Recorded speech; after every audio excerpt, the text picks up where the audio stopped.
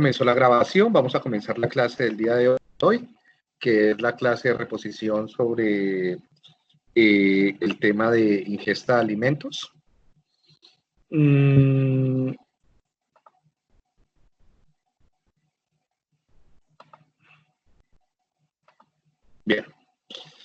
¿Me escuchan bien? ¿Ven bien la presentación, muchachos, antes de comenzar la clase? Sí, profe. Bien, perfecto. Entonces, comencemos. Bueno, entonces, muchachos, el primer concepto que vamos a ver es el concepto de homeostasis y alóstasis. Entonces, primero, la homeostasis. ¿Alguien me quiere decir qué es la homeostasis? Si no estoy mal, es como el equilibrio que mantiene el cuerpo entre lo interno y lo externo. Tiene que ver con eso, sí. Muy bien. Laura, ¿cierto? Entonces, es como un rango de equilibrio, ¿sí? No es un solo punto, sino es un rango de equilibrio de funcionamiento de los diferentes órganos, del funcionamiento fisiológico. Exactamente, equilibrio. Pero por mucho tiempo ese equilibrio se ha tomado un poco estático, ¿no? Como que fuera inflexible, como que no cambiara mucho. Entonces, ya les digo. Entonces, por ejemplo, si usted no va al médico y le midan la presión arterial, la temperatura, el peso, y miran si está entre de ese rango de equilibrio, ¿no? La tasa cardíaca, la tasa respiratoria, la cantidad de oxígeno en la sangre, la liberación de hormonas, ¿sí? Incluso si ustedes se hacen un examen de sangre o algo así de hormonas, siempre le muestran como el valor mínimo y el valor máximo. Y miran si ustedes están por encima o por debajo de ese valor, ¿no? Ese valor mínimo y ese valor máximo es como la homeostasis, el equilibrio que mantiene el cuerpo ante determinadas situaciones como estrés, un desafío ambiental, aumento de frío, calor, hambre, sed, bueno, determinadas situaciones ambientales, el cuerpo se sale del equilibrio, pero hay mecanismos para restablecer y volver al equilibrio. ¿Sí? Bueno, creo que llegó por acá la policía a decir que no salgan a la calle. Bien, entonces, homeostasis es el equilibrio que se mantiene a través de los desafíos. Para mantener ese equilibrio, entonces, necesitamos mecanismos de regulación. ¿Por qué? Si nos salimos del equilibrio, por ejemplo, la temperatura del cuerpo debe mantenerse en cierto rango, ¿sí? Pero si necesitamos correr o nos estresamos o algo, necesitamos subir un poquito la temperatura para... ¿qué es lo que suena, muchachos? Qué pena con ustedes. Mariachis, algo así. Bueno, y salieron todos los vecinos a mirar qué es lo que está sonando. Hay sirenas. Bueno, en fin, concentrarme.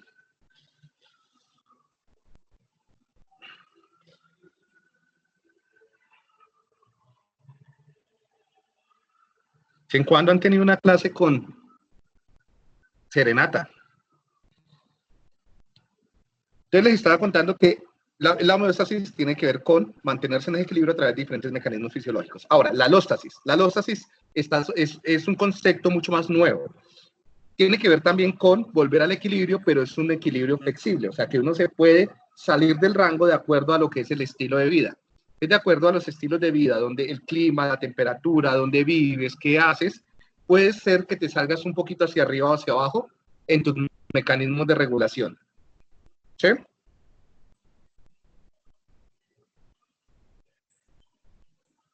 Profe, qué pena, no entendí la alóstasis. Sí, ya te lo está. Dame un segundo. Profe, es como, más que todo es como la capacidad del organismo para volver al equilibrio después de una situación como de alto estrés o de alta exigencia, ¿no? Es como más que todo como una capacidad. Dios mío, qué pena con ustedes. Es que llegó la policía a darnos serenata. Es un carro de la policía con todas las puertas abiertas para divertirnos, pero me está interrumpiendo la los clase. conciertos. ¿Cómo? Los conciertos que dan con música. Exactamente, pero estos son conjuntos residenciales, se metió a la mitad del conjunto, muy bonitos ellos, y tiene buena voz el policía, pero bueno. Ya pasado por tu conjunto, Carolina, ¿bien? Entonces, sí, me perdí el conjunto. Bueno, siga, hasta acá. Voy a irme entonces para el estudio, porque acá no me van a dejar dictar clase.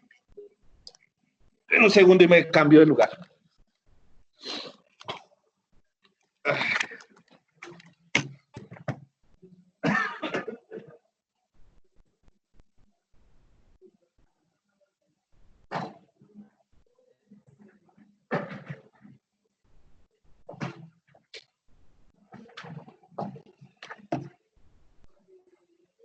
Bueno, listo, ahora sí, muchachos. Entonces, la alóstasis. La alóstasis es la misma homeostasis, pero flexible. Es decir, que de acuerdo a lo que es tu vida, tú puedes ajustar tu rango de homeostasis, de equilibrio, para satisfacer las demandas de tu vida. Entonces, por ejemplo, si tú vives en un lugar donde hay por ejemplo, con Bogotá, que es muy alto, entonces tú puedes tener unos valores de tasa de presión arterial un poquito por arriba y sin que sea enfermo.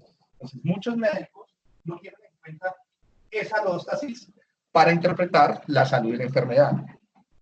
¿Eso por qué es importante? Eso en psicología de la salud es bien importante porque nos damos cuenta que hay una amplia variación en esos mecanismos homeostáticos. Obedecen, o sea, que no es universal, no todo el mundo tiene los mismos rangos de homeostasis, sino que hay personas que los jalan para arriba o para abajo porque su estilo de vida lo exige, y eso es adaptativo. Cuando se rompe, o sea, cuando ya te saliste del límite y ya el cuerpo no se puede adaptar, ya se llama sobrecarga alostática y es cuando nos enfermamos. Entonces, por ejemplo, el estrés, ya los trastornos de ansiedad y demás, es porque se rompió esa regulación. Bueno, entonces, por ahora, homeostasis es una serie de mecanismos para mantenernos en un equilibrio. Y alóstasis es poder llevar esa alóstasis hacia un lado u otro de forma adaptativa. ¿Listo?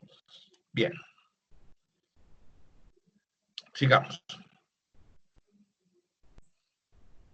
Ahora, ¿cómo se regula tanto la homeostasis como la alóstasis? Se regula a partir de algo que se conoce como la retroalimentación negativa. Esto es un principio muy simple, pero necesitamos aprendérnoslo muy bien, ya que esto va a explicar mucho de lo que es el funcionamiento emocional, hormonal, el sueño, el hambre, la sed.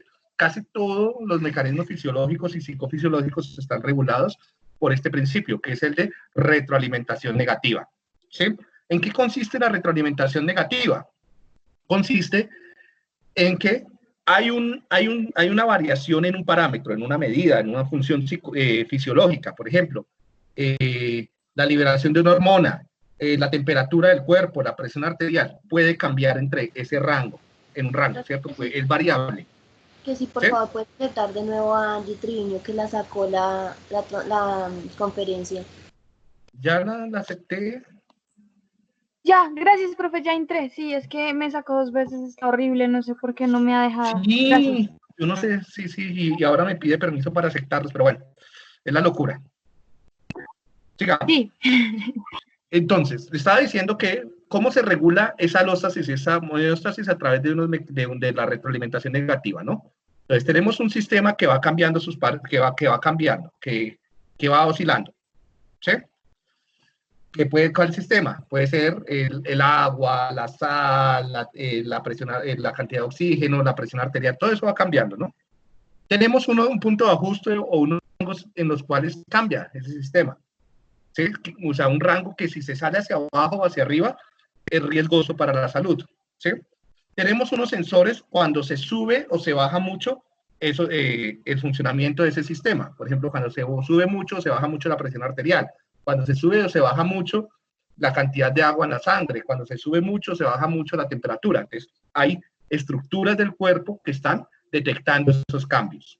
Y tenemos unos mecanismos principalmente cerebrales, principalmente en el hipotálamo, para controlarlo, para regularlo. Sí, unos mecanismos de control y corrección, para que siempre esto esté funcionando en un rango. El ejemplo más cotidiano de esta retroalimentación negativa es la nevera. Todos ustedes tienen nevera, ¿cierto? En la nevera, entonces, ustedes habrán escuchado que, por ejemplo, ustedes van y abren la nevera, ¿no? Y se quedan ahí pensando que van a sacar la nevera por 5 minutos.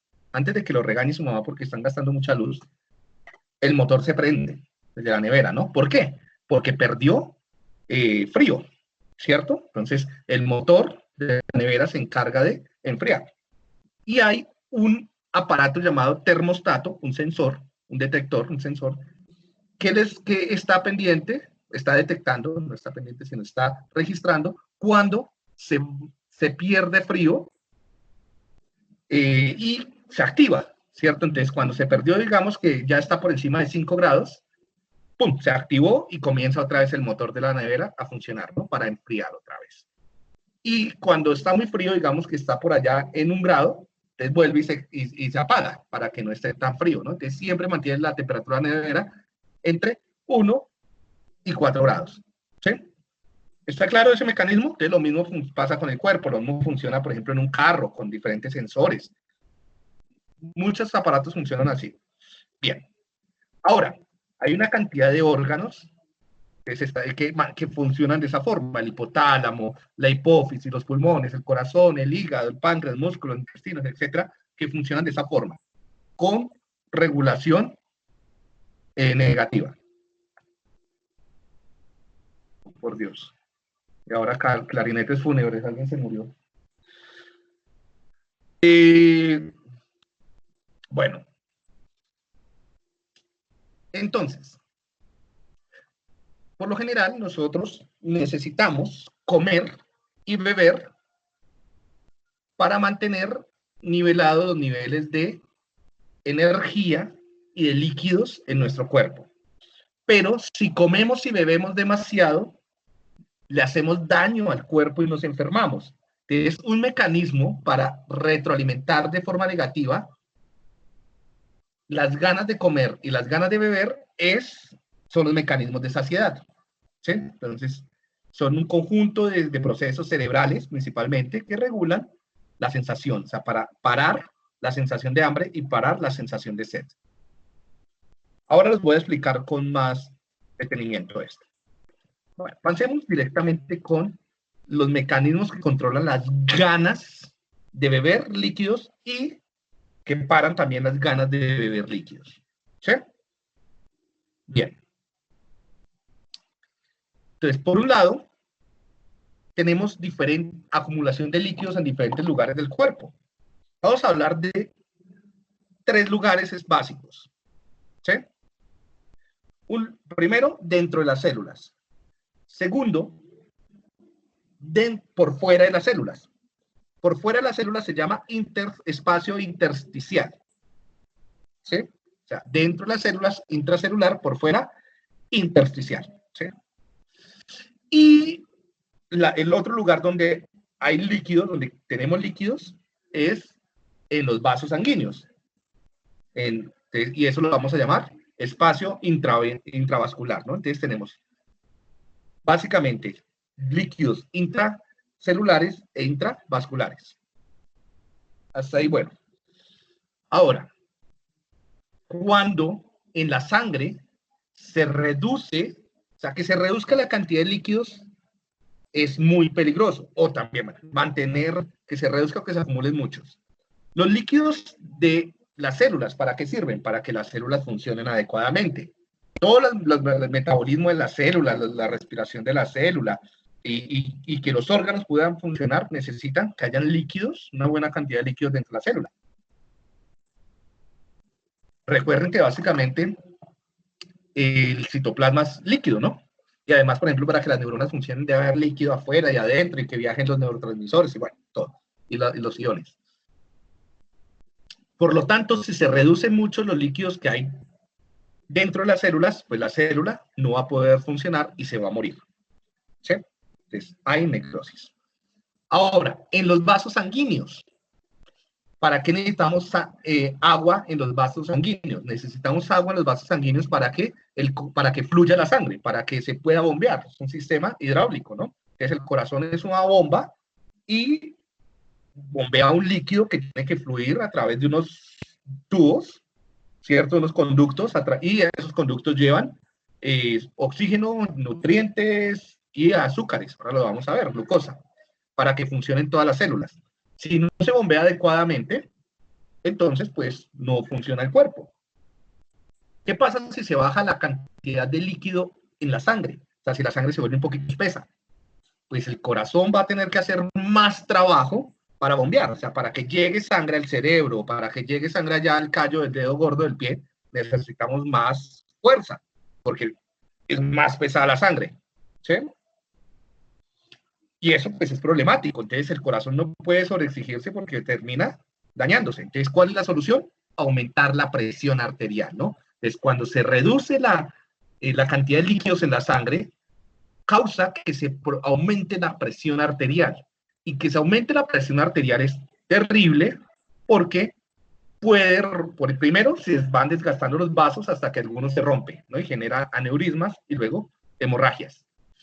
Si son en el cerebro, terrible. O segundo, porque, y al ser más espesa la sangre, es probable que arrastre plaquetas, que se coagule o que se generen coágulos o que se generen tapones de grasita, de lípidos, arteriosclerosis, y se generan trombos, que también generan pues daños en diferentes órganos, incluyendo el cerebro, ¿no? Entonces, la liquidez de la sangre va a ser muy importante. Incluso lo que se hace cuando hay un ACV, un accidente cerebrovascular, es volver la sangre muy líquida, ¿no? Y evitar que se coagule. Bueno, ¿cómo se mantienen esos niveles de líquidos en la sangre y en las células? Se mantienen a través de sensores o receptores, como lo hemos visto, ¿no? Entonces van a haber unos sensores para qué tanta agua hay por fuera o dentro de las células y qué tanta agua hay dentro del flujo sanguíneo. Eso va a dar lugar a dos tipos de sed. Una sed llamada osmótica y una sed llamada volumétrica. ¿Sí? Entonces, la sed osmótica tiene que ver con, o se crea cuando se reduce la cantidad de agua dentro de las células. La sed volumétrica se produce cuando se reduce la cantidad de agua en la sangre. ¿Ahí estamos claros? Bien. Profe, ¿puedes volver a repetir, por favor? La sed osmótica se crea cuando se reduce agua dentro de las células. Y la sed volumétrica en la sangre. ¿Sí? Entonces, ¿qué pasa en la sed osmótica? Por lo general, fuera de las células no solamente hay agua, sino también hay sales y minerales y otras proteínas y otras cosas, ¿no? Principalmente sales. Entonces, cuando hay mucha sal, o sea, debe haber un balance entre la cantidad de sal y la cantidad de agua por fuera de las células. Si se sube la cantidad de agua, de sal que hay por fuera de las células, ya sea porque se reduce, o sea, si hay mucha más sal que agua, entonces las células comienzan a expulsar el agua que tienen en el citoplasma y se hacen chiquitas, se contraen, ¿sí? Cuando estas células se contraen, se encogen, ¿sí? Eso va a causar que se envíen señales al cerebro. Bien, entonces, en el cerebro, hasta ahí vamos a ir, ¿no? Incrementa un soluto como la sal en el espacio por fuera de las células, hace que salga agua de las células y estas se encogen. En el cerebro, en el hipotálamo, tenemos unas neuronas que son sensibles, tienen a esos cambios de agua, ¿no? Entonces, esas neuronas expulsan agua cuando hay muchas sales y al volverse chiquitas comienzan a mandar potenciales de acción. Y entre más potenciales de acción manden, mayor va a ser la sensación de sed. esas células, esas neuronas se conocen como osmoreceptores. Los osmoreceptores son las neuronas que están detectando, que están midiendo que el balance de solutos, como sales, y agua fuera de las células sea adecuado. Cuando ese balance se rompe, ellas se encogen y envían señales por todo el cerebro para que se cree la sensación de sed. ¿Dónde? ¿En qué parte? Ya les dije, bueno, están en el hipotálamo. Específicamente, ¿en qué lugares están esas células? Están en algo que se conoce como la lámina terminal. Lámina terminal. ¿Sí? Entonces, en esa lámina terminal, ya se las voy a mostrar, hay dos órganos.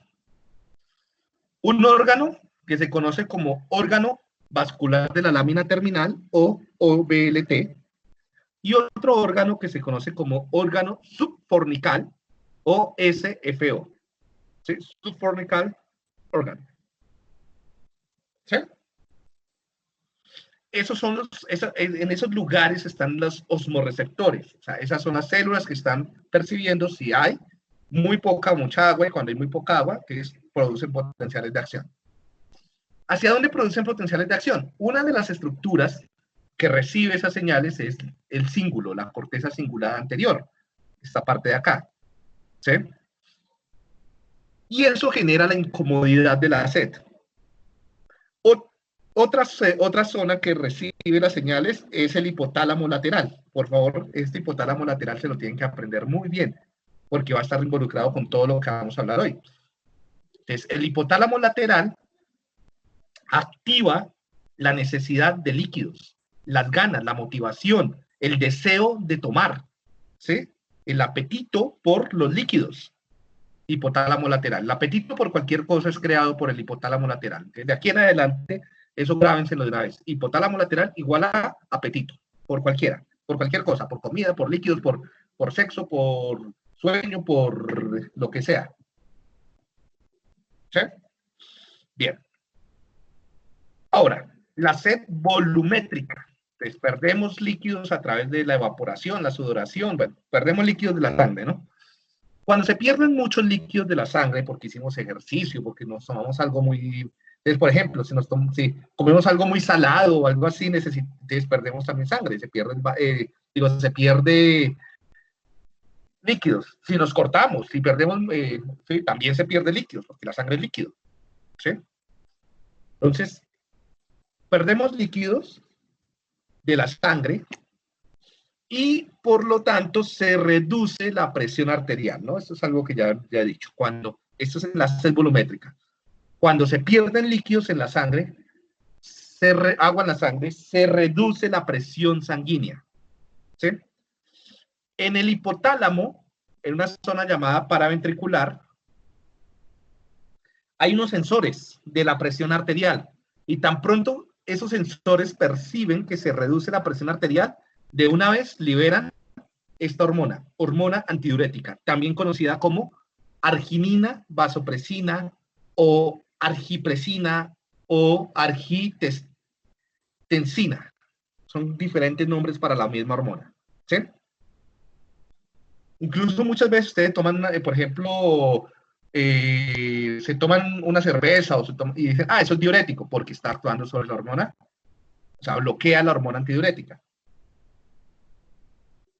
Por eso es que el alcohol, por ejemplo la cerveza, al bloquear la hormona diurética hace que nos den ganas, hace que se liberen el chichi que tenemos en los riñones y nos dan muchas ganas de hacer chichi, ¿no? Pero eso tiene un costo, es que te quedas sin líquidos en el cuerpo. Y tan pronto te quedas sin líquidos en el cuerpo, el hipotálamo te lo cobra. ¿Cómo te lo cobra el hipotálamo? Con un dolor de cabeza terrible, porque estás intoxicado, necesitas tomar líquidos. Bien. Bueno, entonces, de nuevo, la hormona ABP o antidiurética activa el órgano subfornical, este SFO, acá lo escribí mal, SFO, y eso hace que la arginina vasopresina, los riñones retengan líquidos, ¿no? Se retengan líquidos en los riñones y sales. Por eso que cuando se bloquea, pues se libera. Lo mismo, el café también le da uno chichi. ¿Por qué el café le da uno chichi? Porque bloquea la hormona antidiurética. Entonces lo deshidrata uno, ¿no? Muchas veces uno toma mucho tinto y se deshidrata. Y dice, ¿pero qué si estoy tomando líquidos? Pues porque estás haciendo más chichi que los líquidos que retienes. Bien. Sistema, entonces. De nuevo. Cuando se baja la presión arterial, pasan varias cosas. La primera cosa que pasa es que el paraventricular del hipotálamo libera antidiurética. Y ya les dije qué hace. Lo segundo que pasa es que el simpático aumenta la presión arterial, como liberando noradrenalina y adrenalina. Se libera adrenalina y hace que aumente la presión arterial, y eso es muy, muy, muy malo, ¿no? Mantener la presión arterial. O sea, si es por un corto periodo, bien. O sea, si estás haciendo deporte o algo, bien. Pero, por ejemplo, estás deshidratado, haces deporte, y tienes un problema cardiovascular, pues te estás poniendo en riesgo para un paro cardiorrespiratorio o para un accidente cerebrovascular, ¿no? Se te revienta un vaso sanguíneo y hasta ahí llegaste. ¿Sí? Entonces, esto hay que manejarlo bien. Y lo segundo es el hipotálamo lateral. Lo tercero, qué pena. Es otra vez el hipotálamo lateral. Entonces, también la reducción de la presión sanguínea va a activar el hipotálamo lateral. Lo que hace es que se creen las ganas, la necesidad, el apetito por beber y buscar sales, ¿sí? Lo cual puede generar dos peligros, ¿no? Es que si buscas muchas sales, puedes mantener muy alta también la sed y puedes entrar en un desbalance. Entonces, por eso tienen que estar balanceadas la sed volumétrica y la sed osmótica, ¿no? ¿Qué pasa? Profe, Por eso qué también... pena, ¿qué hace el hipotálamo lateral? ¿Cómo? Las ¿Qué ganas de hace beber. el hipotálamo? Gracias. Sí. Ese es el responsable de que los viernes y los sábados ustedes comiencen a buscar amigos. Ah, ya saben quién, ¿no? No, señor. Sí, es una por la sed, ¿cierto?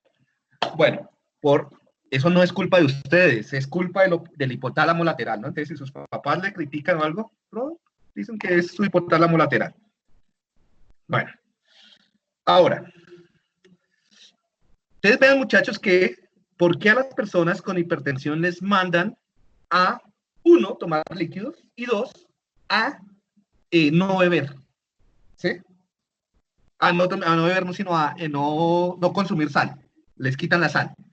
Porque la sal aumenta la presión arterial y los líquidos la disminuyen. ¿Sí? Bien. Pero los líquidos no alcohólicos, recuerden que la cerveza es antidiurética, entonces aumenta la presión arterial, ¿no? Entonces, una para bajar la presión, no, eso no funciona así. A tomar agüita. Ahora, mecanismos neurales de la sed. Ahora, ¿qué pasa en el cerebro? Entonces, esta ABP es la misma antidiurética, o la misma reginina o vasopresina, ¿sí? La que está acá. Entonces, esta hormona activa el órgano subfornical. Mírenlos acá está el subfornical, ¿sí? Y acá está el otro. ¿Por qué le llaman subfornical? Porque está debajo del fornix, ¿sí? ¿Y por qué le llaman fornix? Porque parece un puente. ¿Y qué pasa que parezca un puente? Que debajo de los puentes la gente fornicaba. Por eso le colocaron fornix. Sí. Sí estaban tener razón con el doble sentido al escuchar subfornical. Entonces, en Inglaterra, en la década victoriana, las personas, como no podían copular en ciertas partes, entonces tenían que ir a copular debajo de los puentes, se encontraban exclusivamente debajo de los puentes a copular. ¿Sí? Y entonces, los neuroanatomistas muy ingeniosos le llamaron a eso fornix, por eso. Y ahora esta estructura, como está debajo del fornix, le llaman subfornical. Bueno. Y la otra, OVLT. ¿Listo? Ah, miren, ahí está la asociación, muchachos. Mire, si fornican, digo, si el subfornical les da sed, ¿no? ¿Qué hace el órgano subfornical? Crea sed. Si fornican les da sed. Ahí está la asociación perfecta. Ya con eso no se les olvida. Entonces, ese órgano subfornical produce Z, ¿cierto? Obvio, ¿no? Produce Z. Y, o sea, después da Z. El núcleo preóptico medial, que sería este que está acá en naranja, este mismo, mira, acá está este sería el de fornica, el subfornix y el subfornical, y este sería el preóptico medial. El núcleo preóptico medial integra, es estos dos que están en azul. Si esta es la estrella terminal, la lámina terminal. Entonces, estos dos crean las ganas de beber, ¿sí? Y este que está acá integra esas ganas de beber y las manda para otras, o sea, manda esas señales para otras zonas para que efectivamente vayas a beber, ¿no?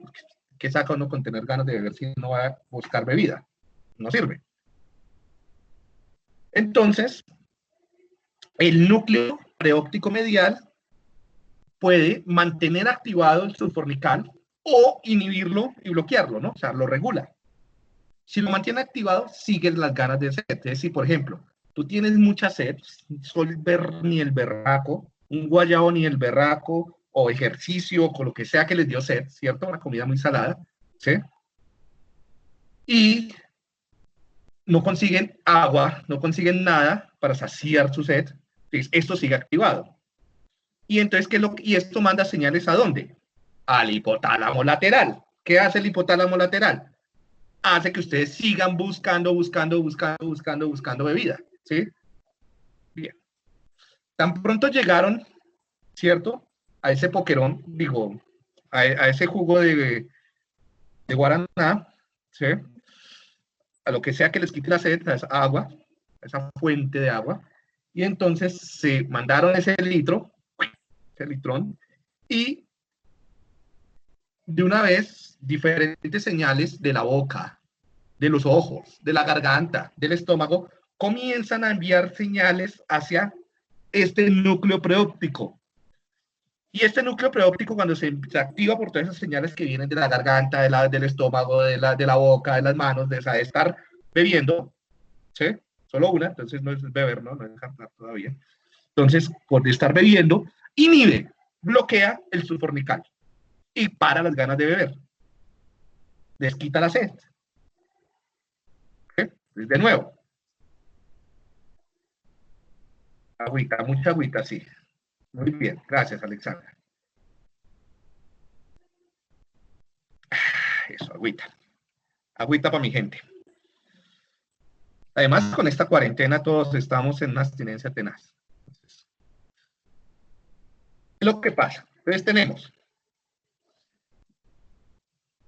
la angiotestina, que está causada por el aumento de la presión arterial, o sea, la sed volumétrica, o sea, la arginina vasopresina, la BP, la antidiurética, y la reducción de líquidos que está registrada por los osmoreceptores del OBLT, ¿sí? Esto crea la sensación de sed, estos dos, hacen que estemos sedientos. Sí, que uno que no está con la garganta que pasa piedras. Y el núcleo preóptico medial va y me envía señales ¿hacia dónde? Hacia el hipotálamo lateral para buscar algo que beber. Y bebes. Y cuando estás bebiendo, las múltiples señales de beber vienen y me activan esto y me bloquean estas de acá, anulando las ganas de beber. ¿Sí?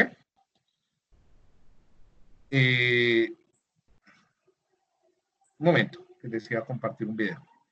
Ay, changos, rechangos. Que se me hizo la diapositiva.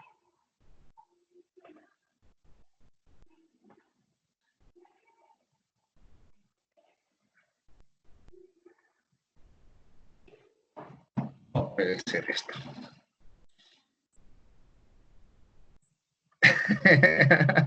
Una cerveza, no, una paca de cerveza.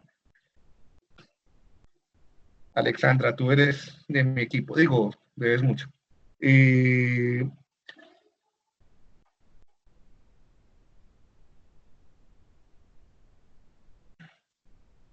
Una latica, Alexandra, te vieron la cara. Porque yo Yo he comprado y me venden de a 2 six-pack. Bueno, muchachos, les voy a mostrar un video que resume parte de esto.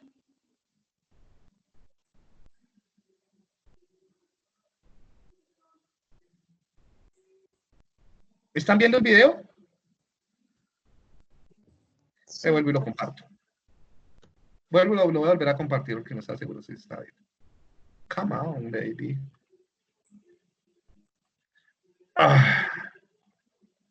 Compartir. Bien. Entonces veamos. Tenemos los tres. Este me mide la sed osmótica. Este me mide la sed vascular. Y este me las integra. Y envía. Ay, se me saltó. Quieto. Y entonces este las integra, ¿no? El preóptico medial. Y crea y envía, activa las conductas de beber. Ahora. Y entonces, ahora, bueno, es lo que estoy explicando ahí, lo que ya había dicho.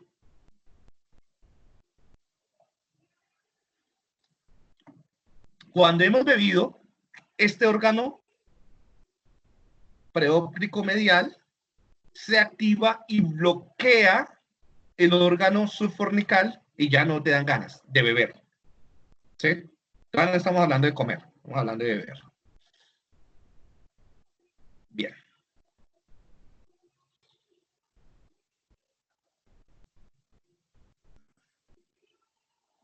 Entonces, si yo dañara alguno de esos tres órganos, alteraría de forma permanente la sed y o puede alterar o las ganas de beber o las ganas de parar de beber, de saciedad de la bebida. Y eso pues se ha hecho. Desafortunadamente se ha hecho con raticas.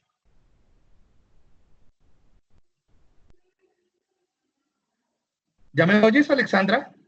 No oías el video. No, el video no importaba que no se oyera. Era más verlo, el video. Yo tengo mis dealers, Alexandra. Bien. Al final de la clase te mando el expendio de Club Colombia. Listo. Entonces.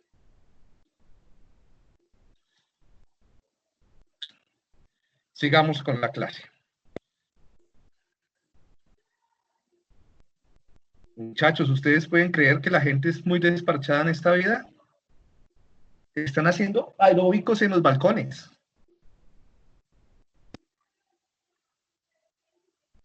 O sea, ahora los policías están haciendo clase de aeróbicos y los desparchados están en pijama, porque ni siquiera se pusieron ropa para hacer aeróbicos, con babuchas, haciendo aeróbicos en balcones. Ojalá que no se caigan del 12º piso.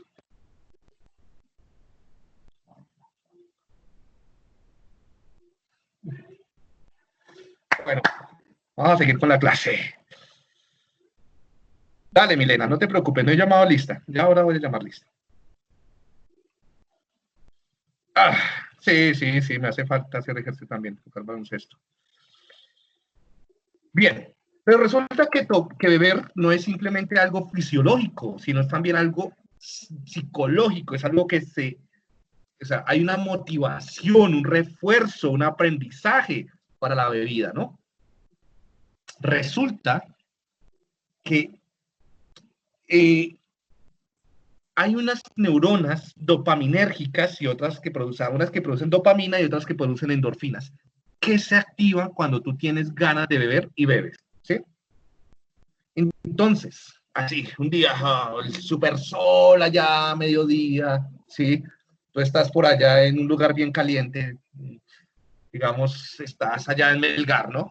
Esa vaina que es un horno, que es un infierno, y estás al lado de la piscina a mediodía, ahí dorándote, con esa sed tan berraca y enguayabado por ahí, que el día anterior te fuiste de rumba a la roca.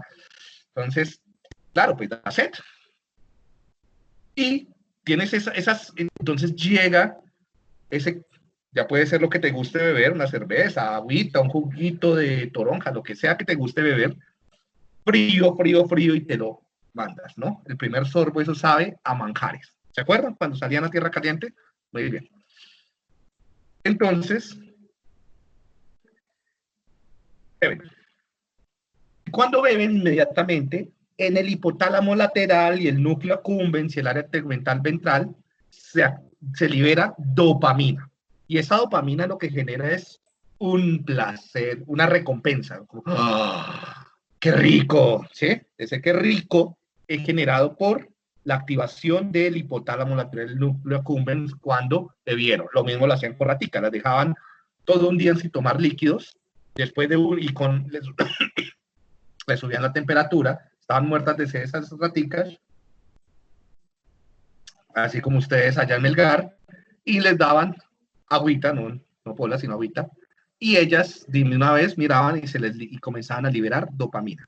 Pero si les inyectaban el agua en el estómago, no se liberaba dopamina y no se generaba refuerzo, y seguían buscando agua como si no hubieran bebido. Es la importancia de beber y que eso pase por la garganta es muy importante, o sea, con esa Coca-Cola así que burbujea en la gargantica tan bueno cuando está bien fría. Entonces eso envía señales al hipotálamo lateral, el núcleo accumbens, para que se genere la sensación de recompensa. ¿Cómo se genera? Liberando dopamina y liberando endorfinas. Endorfina es lo que genera ese placer tan enorme de haber bebido. ¿Eso qué ocasiona? A que se refuerce la conducta de buscar líquidos en esos lugares. ¿Sí? Que vuelvas al lugar donde bebías, ¿no? O sea, que te parches con la misma gente siempre. De nosotros, en los ratoncitos que vuelvan al mismo lugar. ¿Bien? Bien. Y esto es muy importante para el aprendizaje y la motivación de la sed. ¿Listo? Bueno, ahí paramos la bebida. No más bebida, ya nos dio mucha sed, ya, por dicho, estoy que rompo mis votos de la clase. Y vamos a la comida. Ya es hora de la comida. ¿Alguna pregunta de la bebida, muchachos?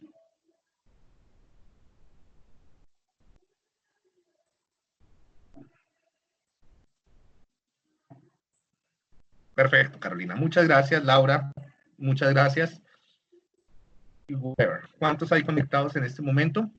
14. Yo creo que esa es nuestra cuota máxima. En este momento voy a llamar lista.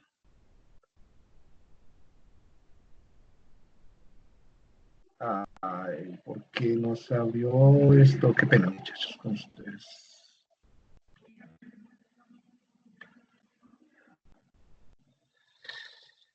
Había una pregunta. Había alguien que había hecho una pregunta. Gracias, Erika. Bueno, muchachos, llamado de asistencia. Diego Montaño. ¿Presente o ausente? No está Diego Montaño.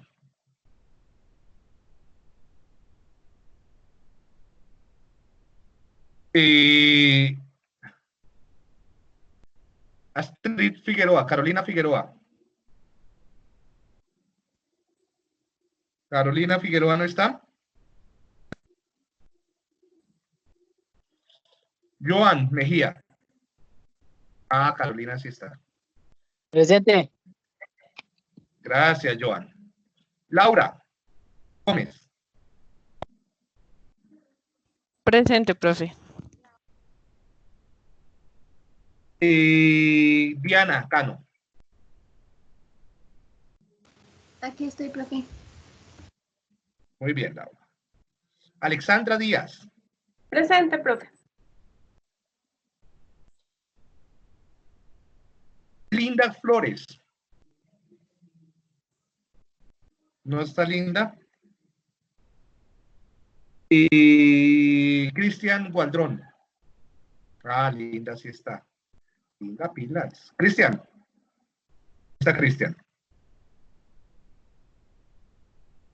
Angie Triviño. Sí, por allá estaba que la había sacado, que yo no sé qué. Carol Martínez. Acá estoy, profe. Bien. Carol. Carol Martínez. Carol Martínez no está. Angélica Rodríguez. Angélica a la 1, Angélica a las 2, Angélica no está. Laura Feo. Laura. Dale, Laura, no te preocupes. Erika Pinzón. Yo la había visto que se conectaba también, Erika. Ya. Valentina Molina. Valentina Molina. Valentina a la 1, Valentina Presente. Molina. Presente. Bien. Presente. Carlos Mario Mora. Carlos Mora. Carlos. ¿No está Carlos? Laura Rodríguez. Presente. Y por último, Sandra Muñoz. Presente, profe. Bien. Hay uno de ustedes que es de la clase del martes. ¿Está? Garzón, creo que es de apellido Garzón. ¿Asiste a esta? No. Es Milena, profe, es la que dice que acabó de terminar de trabajar, que se conectó tarde. Ella. Ah, Milena Garzón. Bien, ella es de la otra clase, Sí, entonces tengo que quitarle la falla. Milena, por favor, me escribes ahora más tarde el celular y para que te quite la falla del otro lado, porque se me olvida. Cuando acabe la clase, me dice, profe, no me olvide de quitarme la falla. ¿Listo? Bien. Entonces, Diego Montaño, David Gualdrón, Natalia Martínez, Angélica Rodríguez y Carlos Mario Mora no están. Bien, sigamos.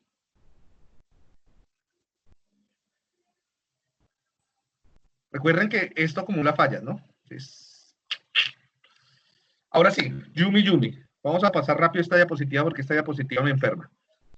O sea, esa cara de hambre de esa mujer me... ¿Qué controla las ganas de comer? La ingesta de alimentos, el que comamos o paremos de comer.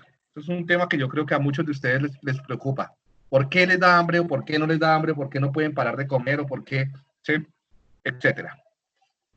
Hay muchos mecanismos, eso es un proceso complejo, eso no es tan simple, muchachos. Por eso, poder controlar la ingesta de alimentos no es tan simple como voy a hacer ayuno, o no me voy a tomar un batido, o voy a pensar en otra cosa. No, eso no funciona así de fácil.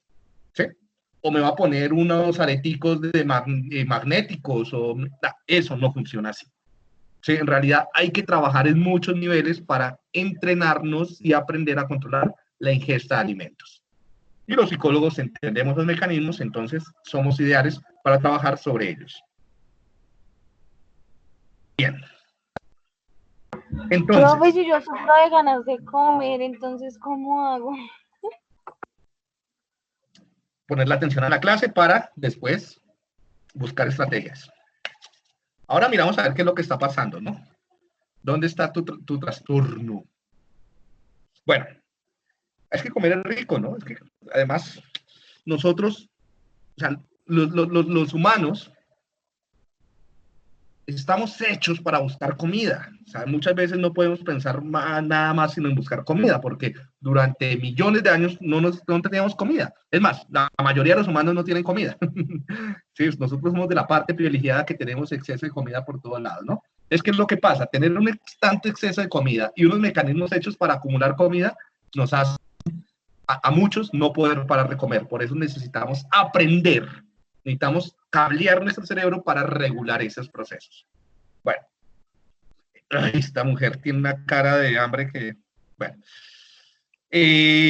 pasemos. Hay unos componentes biológicos. Los componentes biológicos que están implicados en tanto las ganas de comer como la saciedad tienen que ver con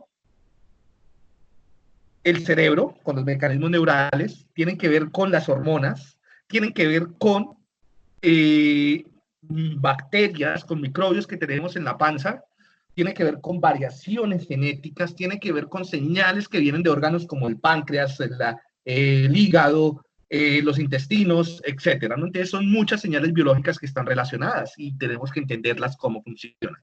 y hay variaciones también. ¿Sí? Muchas veces, por ejemplo, nos olvida por completo nuestros microbios y nuestros genes. ¿Sí? Adicionalmente, hay factores ambientales. Esta gente está enrumbada allá afuera. Chal, voy a bailar. Hay factores también ambientales, por ejemplo, ver a alguien comiendo así con esas ganas, a uno le da hambre, ¿no? Entonces muchas veces uno, no tengo hambre, y ve a alguien que se está mandando una hamburguesa así en suculenta, no, uy, qué rico, ¿no? Entonces le quiere también, le se antoja. O estar la disposición de comida, entre más variedad de comida haya, pues más hambre te da, más ganas de comer tienes. O la exposición previa a un alimento, cuando siempre comes lo mismo, como que ya te quita el hambre, ¿no? Eso es como lo que le pasaba a los solteros que se casan, ¿sí? No sé si conocen el cuento. Entonces, muchas veces cuando los hombres son solteros, también le puede pasar a las mujeres, entonces van a la nevera, o sea, son solteros, van a la nevera, está vacía y siempre lo mismo. Entonces, no, se levantan a medianoche, van a la nevera, abren la nevera, siempre lo mismo y se van para comer, entonces no engordan. Cuando se casan, van a la habitación, abren la puerta, dicen siempre lo mismo y se van para la nevera. Entonces se engordan. Un chiste malo. Es mejor cuando se actúa, pero bueno. Entonces, tiene que ver con eso, con la saciedad. ¿Sí? Entonces, si nos exponemos repetitivamente a un alimento, ¿sí? Ya sea el que sea, entonces nos saciamos y hay que variar. Entonces, si nos varían los alimentos, nos dan más ganas de comer. Eso también tiene que ver con, y eso está publicado, algo que le pasó, una anécdota de un presidente, creo que era de, ¿quién fue? Un presidente gringo, creo que era de uno de los Kennedy, no, de Roosevelt, de Theodore Roosevelt. Bueno, no de ellos, un expresidente fue a una granja en Londres de perros, de pastores collie, ¿sí? Eso. Y entonces en esa granja de perros, él iba con la esposa y le preguntaban, oye, ¿y de dónde salen tantos perros? Y él decía, no, pues tenemos un semental, tenemos solamente un perro que copula con las 20 perritas que tenemos acá y él produce todas las crías. Y entonces, él dice, o sea, que ¿cuántas veces al día? No, pues muchas veces al día tiene que copular. Entonces la esposa del presidente le da un codazo y le dice, sí ve, mijo. Y le dice, sí, pero es que le estamos variando la pareja, ¿no? Entonces cada vez copula con una diferente. Entonces, sí ve, mija. Es claro, lo mismo le pasa a ustedes, a todos nosotros, ¿no? Si nos varían la comida, nos dan más hambre, ¿sí? Entonces muchas veces dicen, no resisto más, ya no como más. Y llega el postre, o llega algo diferente, o estamos en un buffet, y todo eso le da, esos ambientales, son señales ambientales que controlan también las ganas de comer, ¿no? O sea, la exposición repetida a un alimento quita las ganas de comer, la variación en los alimentos aumenta las ganas de comer, ¿sí? A eso me refiero. Cualquier alimento. Bien. Otras señales ambientales, los sabores, la presentación, el estar con amigos, por ejemplo. Señales ambientales como la sociedad hace que uno coma más. Por lo general, uno cuando se reúne con amigos come, ¿sí? Pica mucho. Y pues, por ejemplo, también pasa cuando con las parejas. Uno con pareja come más. Por lo general las parejas, si están muy estables, se engordan, ¿sí? Entonces, cuando la vaina no va bien, entonces hay ansiedad y se adelgazan, ¿no? Entonces, si no se están engordando, muchachos, busquen otra pareja. Entre los factores ambientales, entonces también hay historias de aprendizaje y factores ambientales actuales. Bueno, hay otros factores que son los factores psicológicos, tienen que ver, por ejemplo, con el aprendizaje, ¿sí? Con los hábitos, con la cultura, con las expectativas de la comida, con las expectativas del comer o del dejar de comer, ¿sí? Eso controla también si estás en ciertos lugares, pues tú también regulas esa ingesta de alimentos de acuerdo a diferentes señales sociales, culturales, ambientales y aprendidas. Bueno, es algo más complejo. Bien, ya.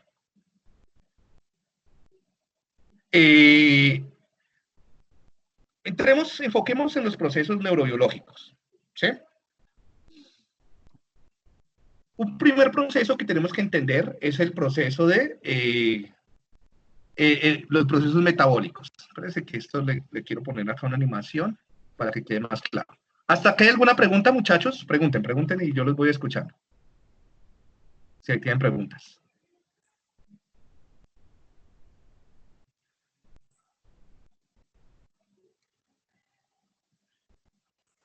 No, señor. El efecto, Profe, ¿por qué esta clase exactamente, los era de perros 2 pulidos. horas?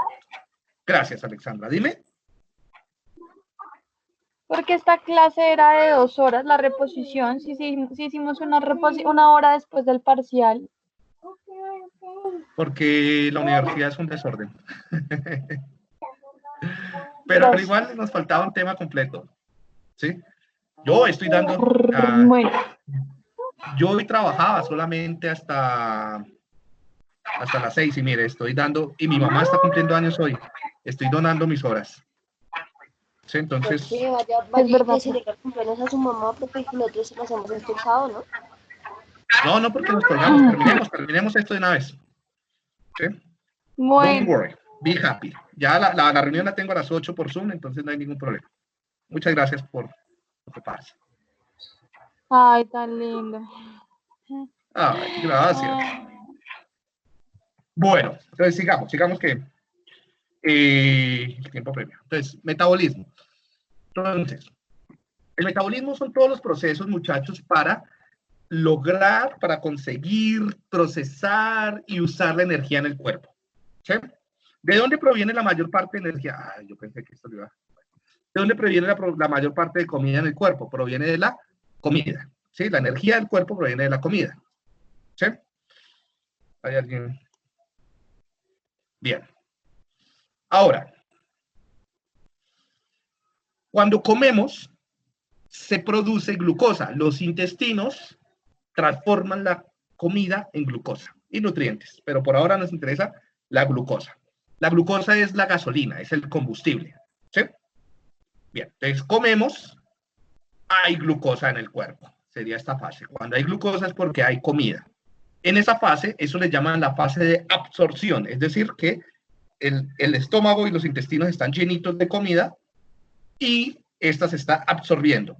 ¿Y cuál es el resultado de la absorción? Alta cantidad de glucosa en la sangre. Cuando hay alta cantidad de glucosa en la sangre, se libera, el páncreas tiene receptores y el páncreas inmediatamente libera insulina. Entonces, el páncreas libera insulina. ¿Qué hace la insulina? Entonces, acá estamos por esta vía. La insulina hace dos cosas. Por un lado, hace que los gorditos que todos tenemos acumulen triglicéridos y acumulen lípidos, ¿cierto? Entonces, que esa parte de esa glucosa se vuelva y se meta en las grasas, en el tejido adiposo. Y por otro lado, la insulina hace que el hígado almacene glucosa al convertirla en glucógeno. ¿Sí? Entonces, el hígado convierte la glucosa en glucógeno y la almacena. Tiene que convertirla porque la glucosa se disuelve, el glucógeno no. Entonces, al no disolverse, queda ahí almacenado. ¿Listo? Es en últimas y en resumen, cuando estamos comiendo o hemos comido y hay comidita en la barriga, hace que se produzca, que el páncreas produzca insulina y la insulina almacena para largo plazo o para corto plazo energía. A largo plazo en los tejidos adiposos, a corto plazo en el hígado. Cuando se termina la comida, que está en la barriga, ¿cierto? En el estómago y en los intestinos, comienza a bajar la glucosa. Entramos en esta fase de acá. ¿Sí? Eso se conoce como fase de ayuno. Estamos en ayuno. Ya no hay glucosa. Cuando no hay glucosa, tenemos que acudir a las reservas a corto plazo. ¿Dónde están las reservas a corto plazo? En el hígado. ¿Cómo las sacamos? Entonces, el páncreas produce glucagón y el glucagón hace que el hígado libere la glucosa. ¿Sí? Y esa glucosa se va a usar solamente para el cerebro. Solo y solo para el cerebro. Porque el cerebro necesita esa glucosa para funcionar. Lo más importante es mantener vivo el cerebro.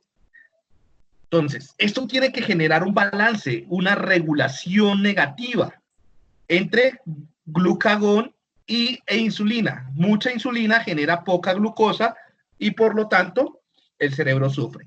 Mucho glucagón genera mucha glucosa y mata el cerebro. ¿Sí?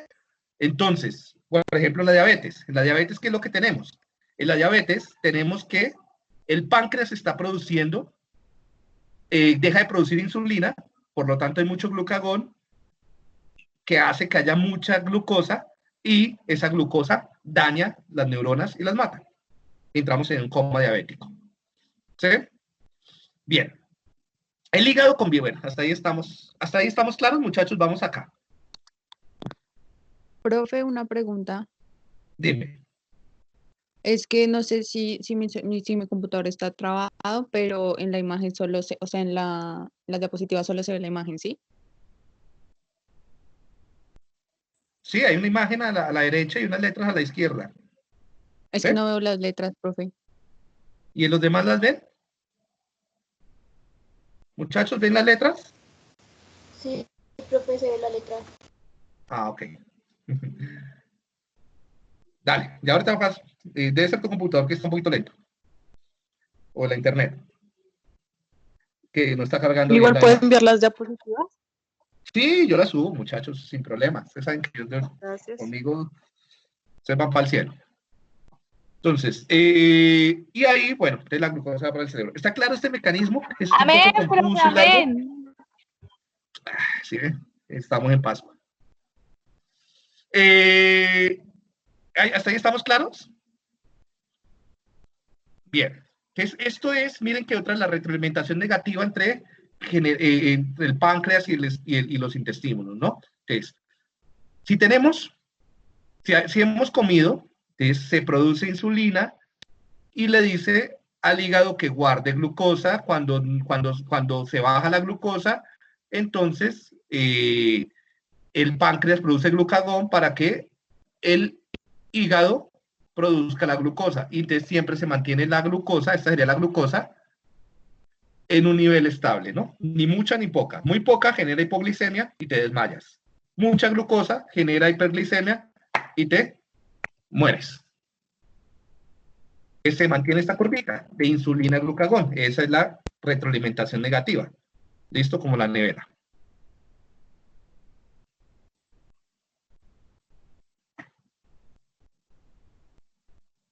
Bien. Ahora, reservas a largo plazo. ¿Dónde están las reservas a largo plazo? Como ya les mencioné, las reservas a largo plazo están en los gorditos que todos ustedes tienen, así como Mero, ¿cierto? Eso, ya todos están cogiendo los gorditos en este momento, se están mirando la barriga. Eso, tienen muchas reservas a futuro, muchachos, los felicito. No se van a morir de hambre. Entonces, cuando se terminan las reservas, o sea, estamos en ayuno, no comimos, ¿cierto? Pasaron un par de horas y no hemos comido, se acabó la comida de la barriga, ya nos comimos el hígado, ya se acabó el glucagón que teníamos en el hígado, el glucógeno que teníamos en el hígado. Entonces, ¿qué hace el cuerpo? El cerebro está pidiendo glucosa, ¿no? Primero nos da hambre, ¿sí? Pero digamos que no vamos a comer. Entonces entramos en una fase de gastar las reservas a largo plazo. ¿Cómo nos gastamos las reservas a largo plazo? Pues vamos a los gorditos. Entonces los gorditos, el tejido adiposo, almacena triglicéridos, ¿sí? En todos los gorditos tenemos triglicéridos que se descomponen en ácidos grasos y glicerol. Y el glicerol lo coge el hígado y lo vuelve glucosa. Los ácidos grasos alimentan todo el cuerpo y el glicerol solamente va a alimentar, la glucosa que se produce con el glicerol solo alimenta el cerebro. En fase de ayuno, toda la glucosa va para el cerebro. ¿Sí? Y en fase de ayuno no hay insulina.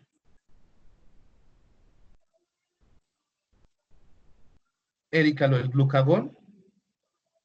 El glucagón, Erika, se libera cuando necesitas usar las reservas a corto plazo.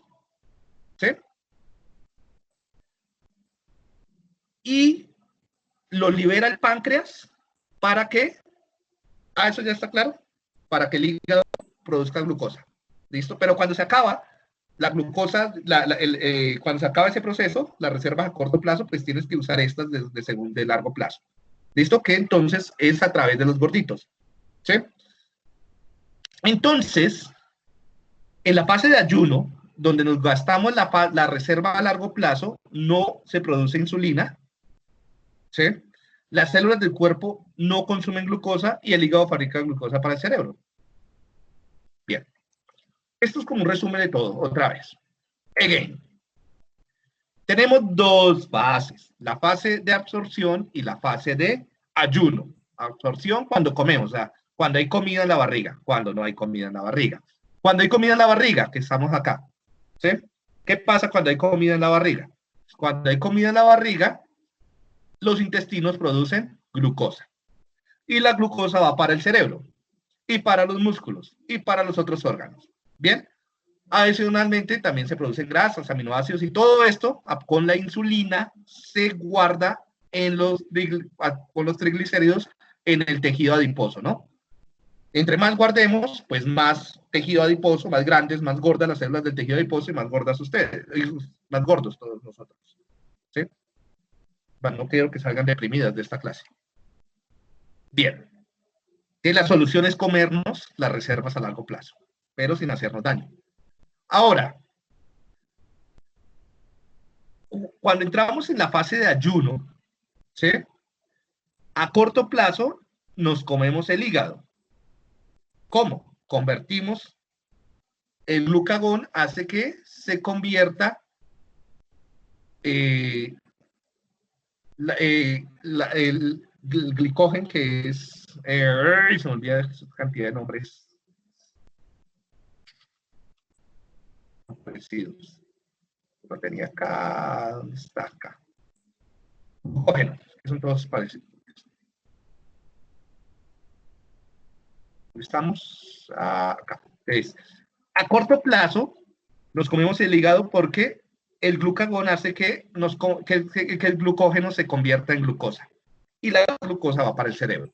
Y a largo plazo hace que los triglicéridos se vuelvan glucosa y tenemos para el cerebro, ¿no? Entonces, en últimas, y lo que quiero que se aprendan es que hay unos mecanismos de absorción y de ayuno a corto y a largo plazo, en los cuales el hígado está participando y los tejidos grasos. Bien, eso es simplemente metabolismo, muchachos. Entonces, ¿cómo se regularía el metabolismo en un día? Ustedes, digamos, el primer día duermen, durante el sueño están en ayuno y se están comiendo el hígado. Lo están volviendo glucosa. Bien. Se levantan y desayunan. Y desayunaron bien. Entonces, absorben y mantienen alimentos en la barriga. Entonces no hay consumo de reservas. La glucosa viene del alimento, ¿no? Se van a trabajar y entran en ayuno y se comen las reservas de corto plazo, el hígado. O sea, reservas de corto plazo, hígado, ¿no? Luego van, almuerzan y guardan alimentos, no hay consumo de reservas. Hacen ejercicio, ayunan, se comen las reservas de corto plazo. No comen, digamos, hoy se los olvidó comer porque tenían clase. Se acuestan sin comer, se siguen ayunando y se siguen comiendo el hígado. Y durante el sueño, entonces, ¿qué hacen? Pues se van a comer los gordos, el tejido adiposo. Y entonces comienzan a comerse el tejido adiposo y mañana, cuando se levanten, se van a levantar con mucha hambre y van a entrar en una fase de absorción. Y entonces la solución fácil, queremos bajar de peso y eliminar los gordos. No comamos para comernos los gordos, ¿cierto? No, porque después de la dieta, el sistema cree que ustedes van a entrar en fase de ayuno y entonces va y te almacena todo lo que dejaste de comer otra vez en los gordos. Te subes el doble de peso. Después de las dietas viene un efecto rebote y te engordas más. No sirve, eso así no sirve.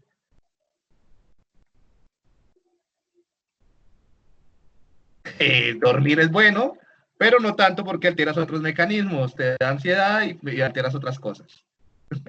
Pero el sueño alimenta. La abuelita decía que el sueño alimentaba, ¿no? Eso sí es bueno, reducir un poco la cena. No renunciar, reducir, porque si no comes, te engordas más.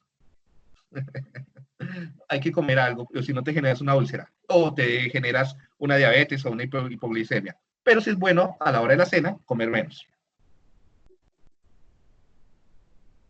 Bien. Estaba acá. Durante la fase de ayuno, entonces, ahora, ¿cuáles señales son para comer? ¿Cuáles señales nos dan hambre? Acá, ¿qué es lo que nos da hambre? ¿Sí? No, una clase de neurociencias. Una clase de neurociencias me da hambre. Ver la comida, sí. Pero bueno, a nivel, vamos a ver, ¿cuáles son las señales que vienen del estómago para que me dé hambre? Primero, la grelina. ¿Sí? Cuando el estómago está vacío, se produce grelina. Y esa producción de grelina da hambre.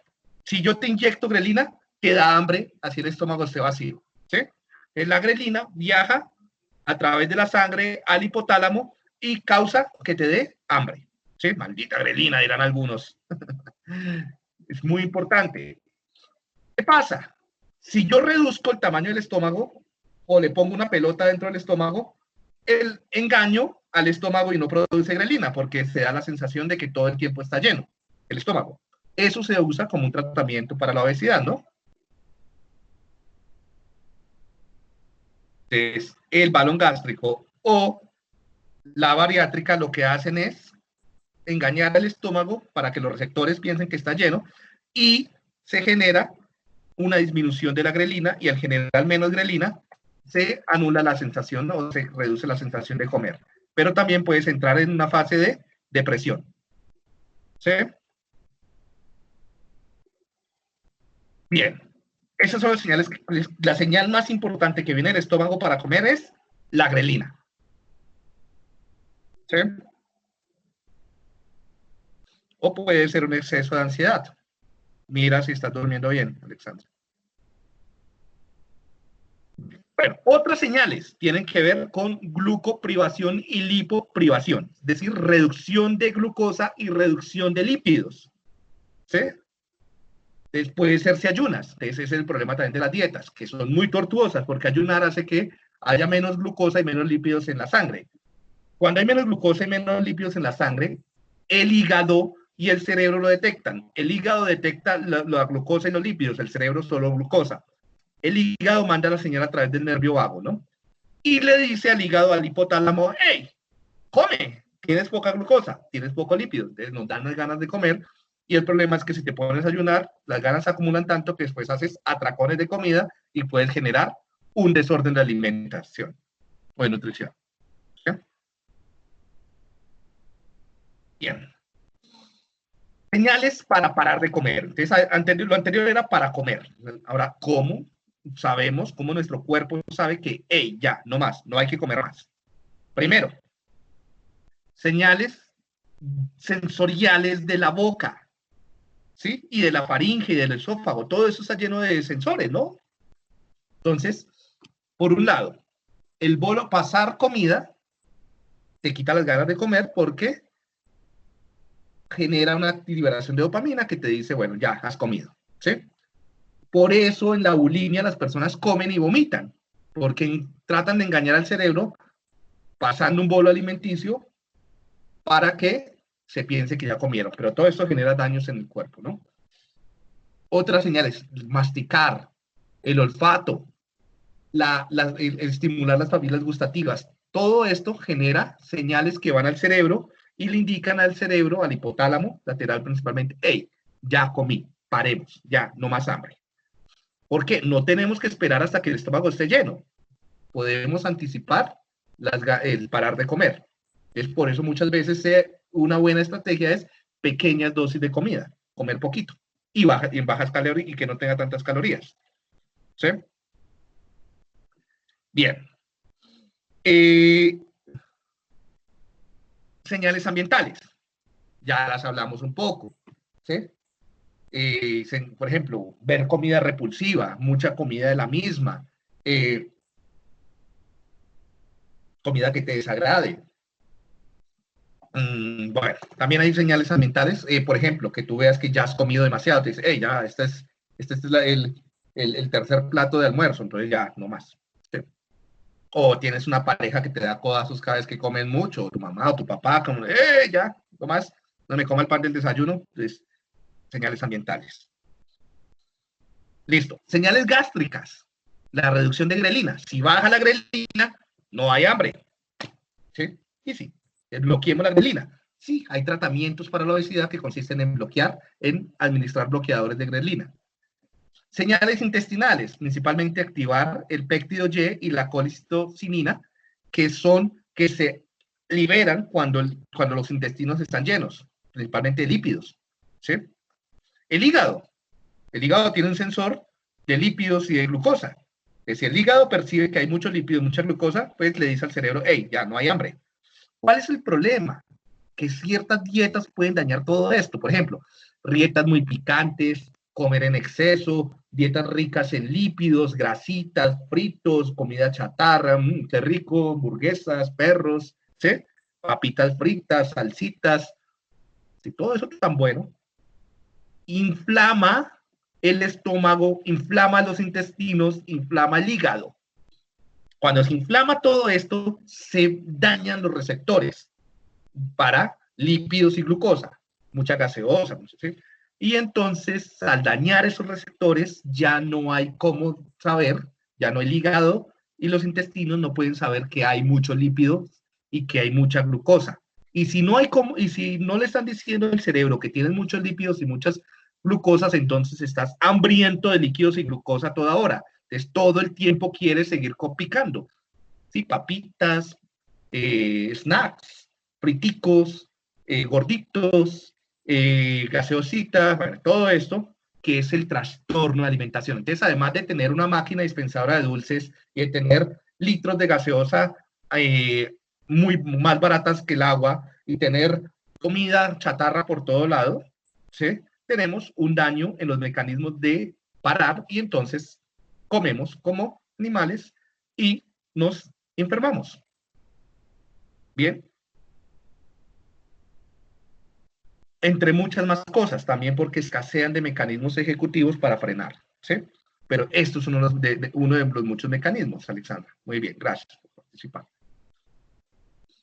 La insulina, el incremento en insulina también para las ganas de comer. Y acá hay uno de los principales hormonas de la comida que se descubrió ya hace como 2 décadas, la leptina, que es generada por los gorditos. Entonces, cuando las células adiposas tienen muchos lípidos almacenados, liberan leptina que le dicen al cuerpo, hey, ya, no más, no comas más lípidos, ¿sí? La leptina. Por eso, pero si tienes daños en el cerebro, en los receptores de leptina, puede ser, y eso puede ser por alteraciones genéticas o epigenéticas o ambientales o inflamatorias, entonces, por estrés, por ejemplo, se pueden bloquear los receptores de leptina. Entonces, tú bloqueas los receptores de leptina por estrés, por ansiedad o por insomnio, y no puedes parar de comer cosas grasosas. Te levantas a acabar con la alacena de todas las papitas que tengas por ahí, ¿sí? Los friticos. Péptido Y y colicistocinina. En la lectura está, Sandrita. Péptido y colicistocinina. Es que es un nombre largo, entonces para que lo copies de la lectura. Bien. Listo, entonces la leptina es bien importante también acá. Entonces, incluso muchos hablan de que la alimentación tiene que haber un balance entre la liberación de grelina y leptina. Grelina, hambre, leptina, saciedad. Grelina, hambre, leptina, saciedad. Grelina, hambre, leptina, saciedad. Y muchas de las terapias para bulimia, para obesidad, bulimia o anorexia, se enfocan en controlar los niveles de leptina y grelina. Por ejemplo, en anorexia puedes incrementar los niveles de grelina y disminuir los de leptina. En obesidad puedes aumentar los niveles de leptina y disminuir los de grelina. Variaciones genéticas en genes que regulan estas químicas pueden hacer que tengas predisposición a la obesidad o predisposición a la anorexia. ¿Sí? Bien.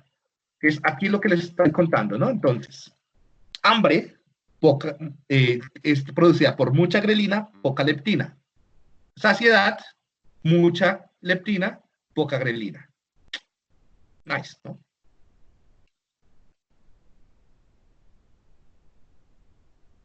Vamos al cerebro. Otra vez, ¿cómo es? ¿Cómo era? ¿Cómo dije? Entonces, mucha grelina, genera hambre, miren, tan grande acá, ¿sí? Que se produce por el estómago. Poca leptina, hambre. Poca grelina, porque está el estómago lleno, o porque tienes un balón gástrico, genera saciedad.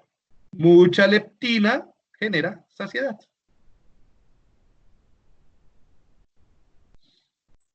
¿Listo? Bien. Mecanismos cerebrales. Entonces, en el cerebro, el principal órgano, el principal lugar que controla el hambre y la saciedad es el hipotálamo. El hipotálamo. Entonces tenemos dos núcleos hipotalámicos. Acá están. El moradito y el verde. ¿Sí? Entonces, el hipotálamo lateral, como ya lo he dicho varias veces, es el centro del hambre, las ganas de devorarte todo, ¿no? La motivación para comer. Hipotálamo lateral. Si yo daño el hipotálamo lateral, había raticas que se los dañaban, pierdes las ganas de comer, de todo. De sal y no sal. ¿Sí? El hipotálamo lateral es un centro muy importante para la motivación, para las ganas del deseo. ¿Sí? De comer, de beber, de dormir, de copular, de lo que quieras. Daños acá pueden conllevar algo que se llama abulia, que es pérdida del interés por cualquier recompensa, que es uno de los principales síntomas de la depresión. Entonces, en la depresión suele haber alteraciones en el hipotálamo lateral, lo cual suele estar asociado a síntomas de abulia o de pérdida de apetito en la depresión. Y en el hipotálamo ventromedial va a ser la zona de la saciedad, de la llenura, ya, no más. El freno, ¿sí? Las raticas que les dañaban esto no podían parar de comer, se volvían obesas y morían de obesas. ¿Por qué? Porque en estas zonas, el hipotálamo ventromedial, van a llegar las señales como la leptina, para el hipotálamo, que es la que causa la pérdida del apetito, y en el del hipotálamo lateral va a llegar la grelina. ¿Sí? Entonces, cuando llega la grelina al hipotálamo lateral, causa que se produzcan, por ejemplo, estas dos moléculas, estos dos péptidos, orexinas y MSH. ¿Sí? Y esto va a desencadenar todos los mecanismos cerebrales para búsqueda de comida, para, yumi, tengo hambre, ¿sí? Y comiences a oler, ya, uy, qué rico sería, listo, eso. ¿Cuándo se activa esto, sí? Bueno. Incluso pueden hacer un poema, ¿no? Con todo este tipo de cosas, ¿no? Pueden describirle ahora a sus novios, a sus novias. Tú activas mi grelina para que mi hipotálamo lateral genere orexinas y te busque todo el tiempo. Es la neurocientífica. Bien. Este GIF se dañó. Esta era la señora que comía con unas ganas. Bueno. Señales neuroquímicas del hambre. Entonces, el MSH y las orexinas hacen que nos dé hambre. Se originan en el hipotálamo lateral y crean el hambre, ¿no? Grelina las estimula para que nos dé hambre. O sea, en últimas, yo puedo generar hambre aumentando también estas dos sin aumentar la grelina. ¿Sí? Las orexinas, es interesante, eso lo vamos a ver más adelante, están asociadas con mantenernos despiertos. Entonces, daños en las orexinas van a generar que se pierda la capacidad de estar despiertos, ¿no? Y aumento de orexinas, por ejemplo, las orexinas tienen que reducirse para estar despiertos, ¿sí? Entonces, daños acá van a generar ganas irresistibles de dormir, que es un trastorno que se conoce como narcolepsia.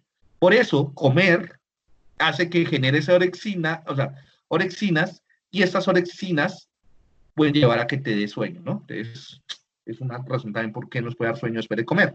O también la filosofía de la abuelita, ¿no? Y es que, mijo, si le nutrió, es porque le dio sueño, ¿no? Entonces, te tomaste el ajiaco de la abuelita, la sopa de la abuelita, y uno le da como sueño, ¿no? Como que de marea. Y entonces dice, uy, eso fue porque le hizo provecho, porque le generó alimento. ¿Sí? Bueno, y el neuropéptido Y también incrementa el hambre. Este es otro, es péptido Y, pero esto es neuronal, el anterior era en el intestino, ¿no? En el intestino quita el hambre, en el cerebro da hambre.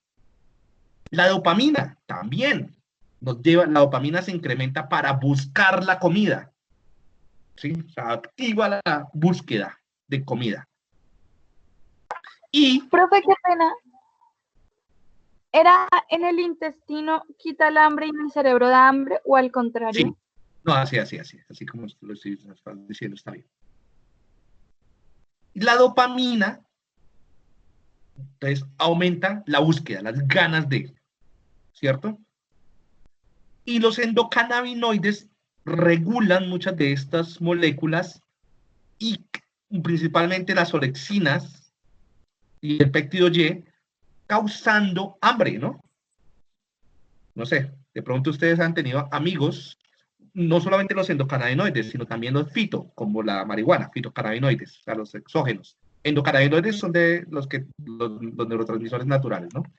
Entonces muchas personas por eso después de un porro, de un bareto, ¿cierto? Entonces les da hambre. Por esto, porque endocannabinoides hace que se muevan los mecanismos de neuropéptidos y orexinas para que te den hambre.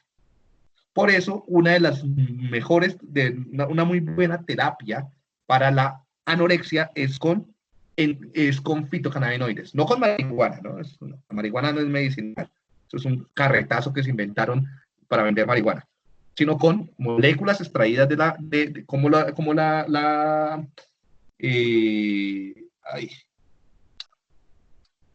me olvidó el nombre. Bueno, hay moléculas que extraen de esta planta que permiten modular estos sistemas.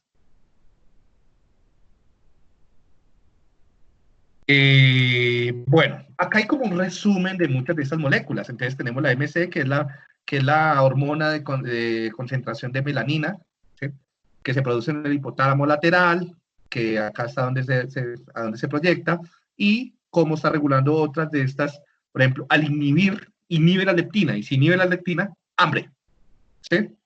Orexinas, hipotálamo lateral, también inhibe la leptina, y aumenta el neuropéptido Y, hambre, ¿sí?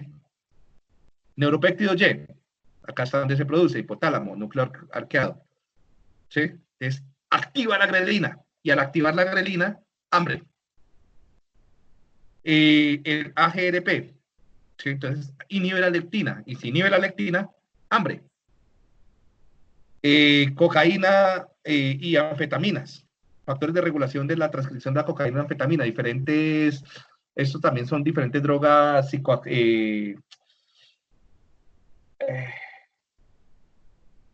psicoestimulantes, ¿sí? Entonces que activan la leptina, y si activa la leptina, baila. Quitan el hambre. Entonces, un gran problema, por ejemplo, en las anfetaminas es los niños que les dan Ritalina, que les genera anorexia. ¿Por qué? Porque al activar la leptina, quitan el hambre.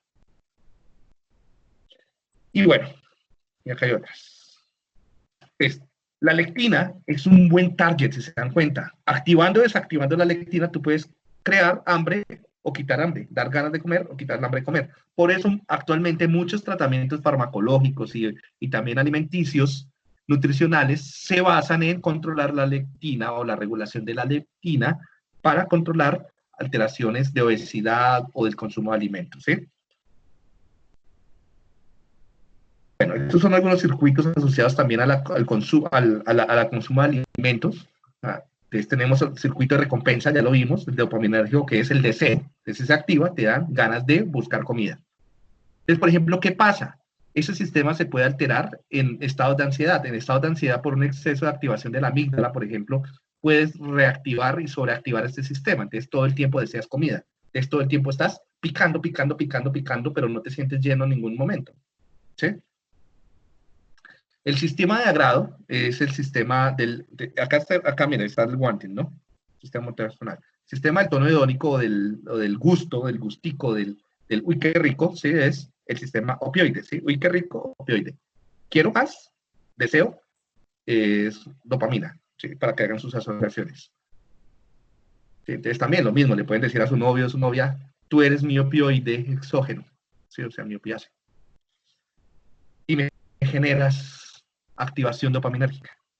Si me entendieron es porque están entendiendo la clase.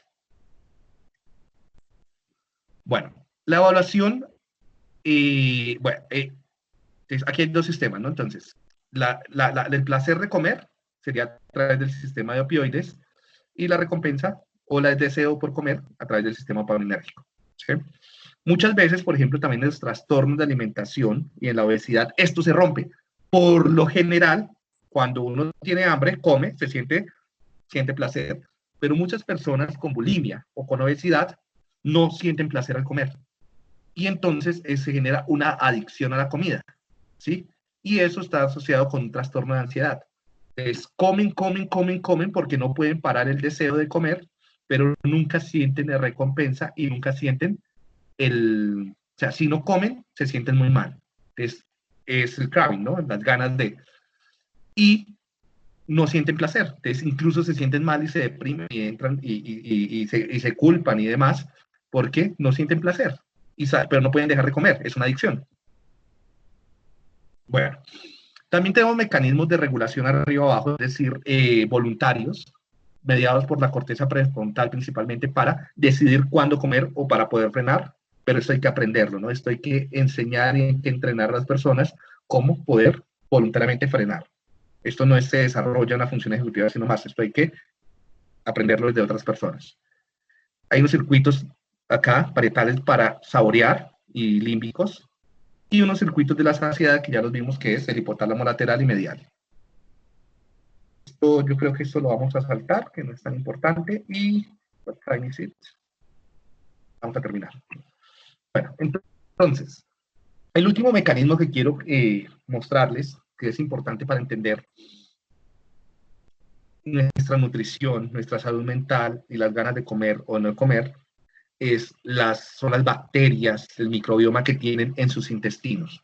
Estamos repletos, tenemos casi que más células que no somos de nosotros, tampoco son parásitos, son simbiontes que viven dentro de nosotros, que controlan gran parte de nuestros deseos, de nuestras sensaciones, ¿sí? O sea, la mayoría de nuestras sensaciones ni siquiera son creadas por nosotros, sino son creadas por las bacterias que tenemos en los intestinos. Muchas veces cuando esas bacterias necesitan un nutriente, hacen que nos den gustos, o sea, que tengamos antojos de algo, simplemente ese antojo es para que esas bacterias puedan vivir. Muchos de los antojos ni siquiera dependen de ustedes, dependen de las bacterias que ustedes tienen, ¿no? Pero bueno, estas bacterias hay de varios tipos. Hay algunas que las llaman bacterias buenas y unas que las llaman bacterias malas. Las bacterias buenas son las que permiten que tu cuerpo sea saludable. Las bacterias malas son las que pueden hacer que tu cuerpo se enferme.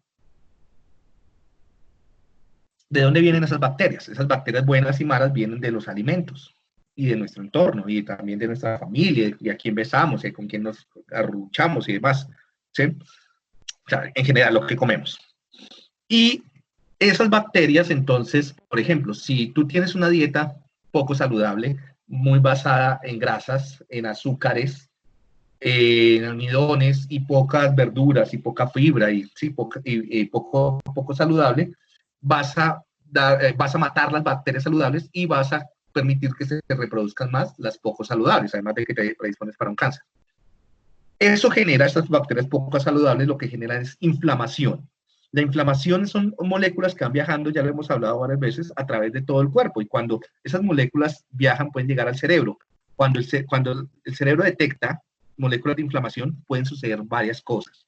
A corto plazo puede hacer que te dañes el estado de ánimo, entonces que te sientas ansioso. Entonces gran parte de la ansiedad que ustedes pueden sentir, como les decía en este momento, puede ser debido a la nutrición que tienen. Si tienen una nutrición poco saludable, esto puede inflamar su cuerpo y su cerebro y por lo tanto sentir ansiedad. Entonces, la ansiedad no es tanto que tengas o no tengas problemas, o que te hayas dejado o no te han dejado, o que tengas deudas, sino es que estás comiendo mal. Y si tú cambias la forma de comer, vas a cambiar la inflamación y reduce la ansiedad, al reducir la actividad del eje HPA. ¿Sí? O puede hacer que te alteres el sueño. Un cerebro inflamado es un cerebro que tiene alteraciones de sueño y tengas insomnios o te despiertes o tengas pesadillas y no puedas dormir bien. Bien, bueno, entonces debe haber un equilibrio entre el microbioma intestinal, el balance de energía, lo que comemos, y el sistema de recompensas para que tú sientas que tu vida tiene calidad. Bueno. Y hasta ahí, entonces, sería la parte de como de el hambre y la sed. ¿Sí? No sé si tienen alguna pregunta. Ya para ir cerrando.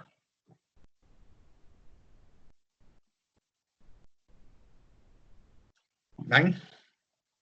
Bueno, entonces, sobre esto no voy a profundizar mucho, está en la lectura, ustedes investigaron, para el taller tenían que investigar un poquito de esto también, ¿cierto? Entonces, ¿qué son los trastornos de la alimentación? Tenemos, por ejemplo, la obesidad. La obesidad es uno de los trastornos que más afecta a algunos países en desarrollo, principalmente en Norteamérica, México, tiene tasas de obesidad terrible.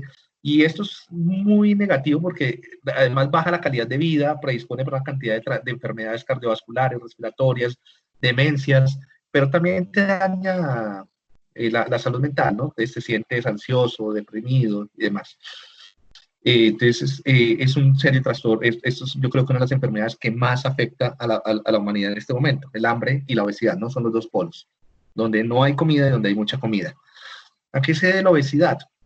Una variante muy importante de la obesidad es, bueno, hay señales ambientales, ¿no? El exceso y el mercadeo, todo el tiempo nos están bombardeando de comida chatarra, ¿no? O sea, son pocas las propagandas que dicen, hey, cómete una ensalada. Sí, la mayoría es hamburguesas, el corral, frisbee, ¿sí? Perros, yo no sé qué, domicilios.com, casi todo es comida chatarra y gaseosas y dulces y chocolates. ¿Sí? Entonces, a donde vayamos, bueno, ahorita cuarentena no, pero por ejemplo, yo acá en mi barrio salgo cuando no había cuarentena y tenía como 4 pizzerías en una sola calle, una hamburguesería, al otro lado el corral, al otro lado el carro con los tacos, al otro lado el carro con las arepas con chorizo, o sea, comida chatarra por doquier, y pues como no hay tiempo, entonces yo llego de trabajar y haga la comida chatarra, ¿no? Entonces, eso es un factor ambiental que afecta, ¿no? Y el mercadeo, y la política, y pocas políticas en salud. Otros factores muy, muy importantes para la obesidad, porque hay gente que dice, yo como y no me afecta nada, ¿no? Pues la edad, el metabolismo, pero también factores genéticos. Hay familias de gordos, ¿sí? Y entonces vemos que hay variantes comunes que pueden predisponer, pero la predisposición no es tanta, ¿no? O sea, te predisponen, pero el ambiente también influye mucho, entonces habría como una regulación genética, ¿sí? Sería este caso. Hay variantes intermedias que hacen que puedas ponerte un poquito más gordo, ¿sí? También influyen un poco, pero entonces esto influiría por algunos tipos de obesidad más graves. Pero habrían unas variantes raras, principalmente en los genes de receptores de lectina y grelina, que hacen que, o sea, si tienes estas variables que son muy raras, hace que tu familia vaya a tener obesidad, sí o sí. O sea, que va a ser casi que imposible controlarlo, ¿sí? La mayoría estamos en esta parte, es decir, que no depende tanto de la variación genética, sino es cómo esa variación genética es atenuada, exacerbada por el ambiente, es la interacción entre el ambiente y la mayoría estamos acá, ¿no?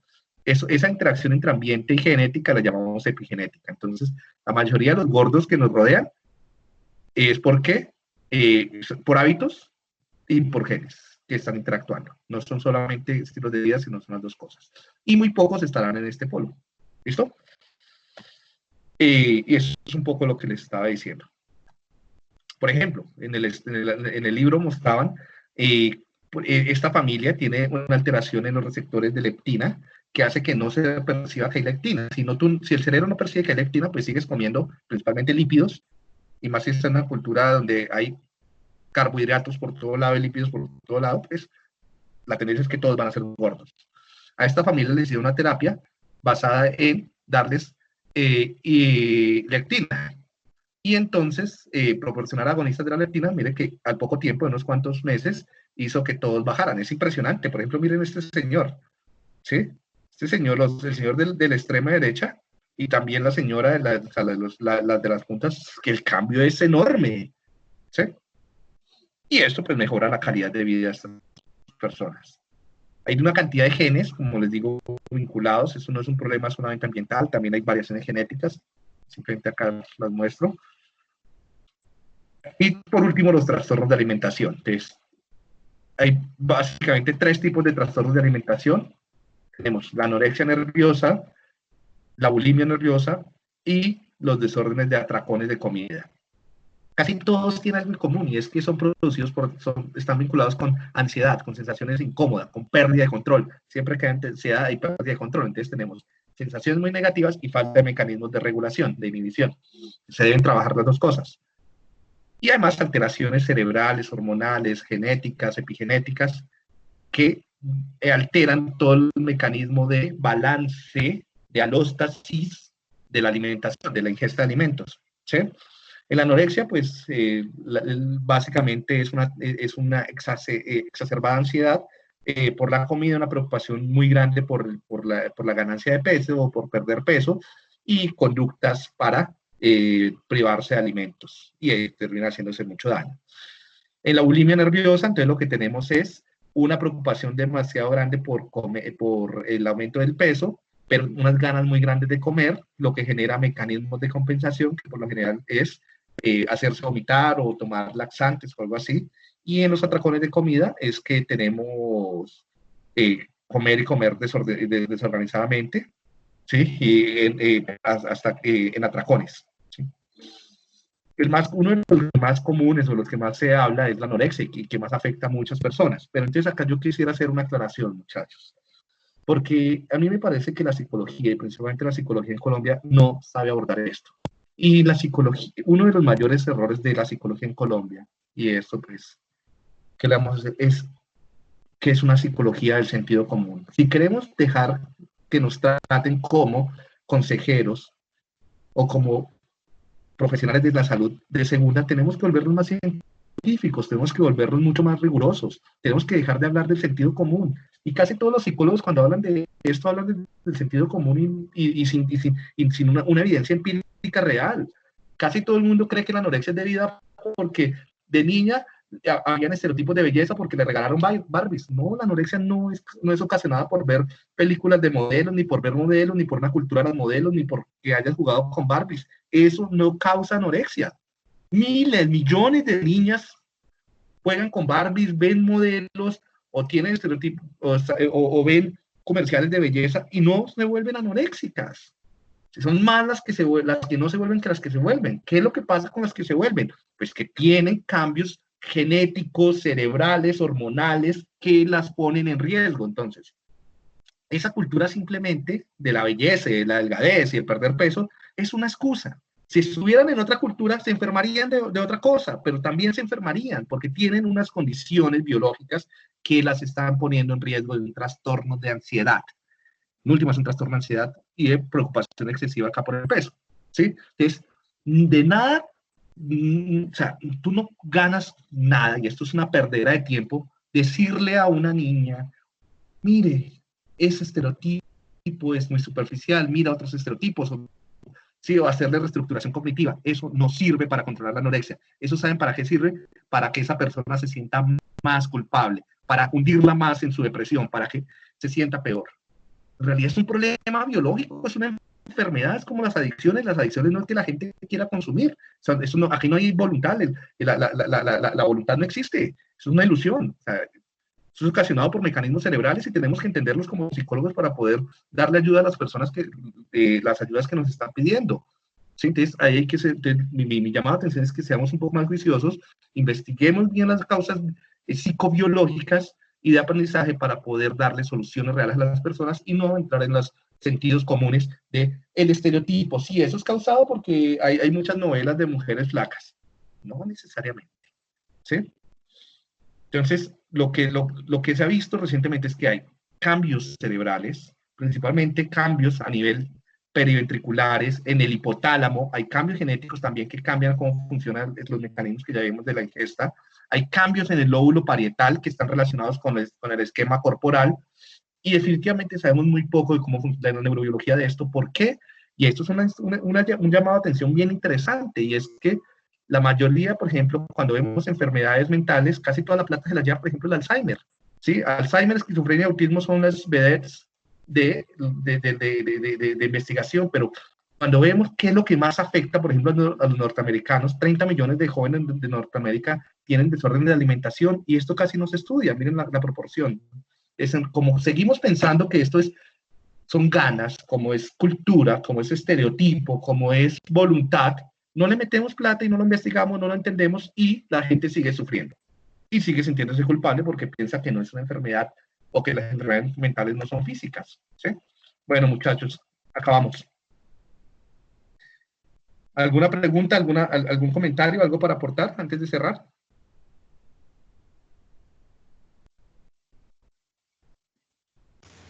Bien, No, profe, muchas gracias. gracias.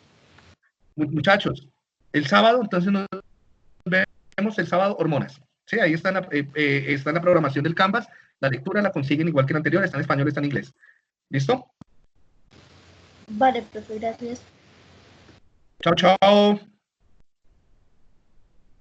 Chao, profe. Se cuidan. Voy a dejar de grabar. Chao, chao.